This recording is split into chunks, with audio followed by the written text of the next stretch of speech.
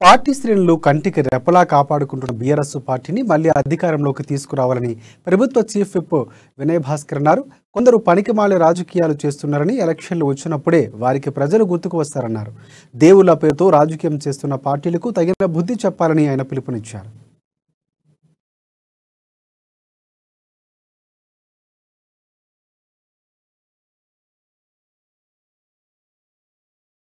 అతి త్వరలో ఈ నియోజకవర్గాలకు సంబంధించినటువంటి మా శాసనసభ్యులు ముఖ్య నాయకులతో సమావేశమై ఒక కార్యాచరణ ప్రణాళిక పార్టీ కోసం చేపట్టి ప్రతి మండల్ ప్రతి గ్రామం కూడా తిరుగుతా అన్నటువంటి విషయాన్ని కూడా ఈ సందర్భంగా తెలియజేస్తుంది. ఒకవైపు సంక్షేమం, మరోవైపు అభివృద్ధి కార్యక్రమాలు. 9 ఏళ్ళలో బ్రహ్మాండంగా ఎన్నికలు ఉన్నా లేకున్నా ప్రజల శ్రేయస్సును దృష్టిలో పెట్టుకొని, ప్రజా సంక్షేమం దృష్టిలో పెట్టుకొని ఈ దేశంలోనే ఈ రాష్ట్రాన్ని అగ్రభాగాన నిలిచే విధంగా ఎన్నైతే అభివృద్ధి కార్యక్రమాలు చేసి ఆ సందర్భంగా ప్రతిసారి కూడా మా ముఖ్యమంత్రి కేసీఆర్ గారు ఈ నగరానికి వచ్చినటువంటి సందర్భంలో కానీ, మా మంత్రులు తమ శాఖల ద్వారా పర్యటన చేసినప్పుడు కానీ, లేక ప్రత్యేకించి చెప్పాలంటే మా ఐటీ మున్సిపల్ శాఖ మంత్రి వారు ఈ నగరానికి వచ్చినప్పుడల్లా అభివృద్ధి కార్యక్రమాలు, సంక్షేమ కార్యక్రమాలతో పాటు నిధులు కేటాయించి పోవటం తెలుసు తప్ప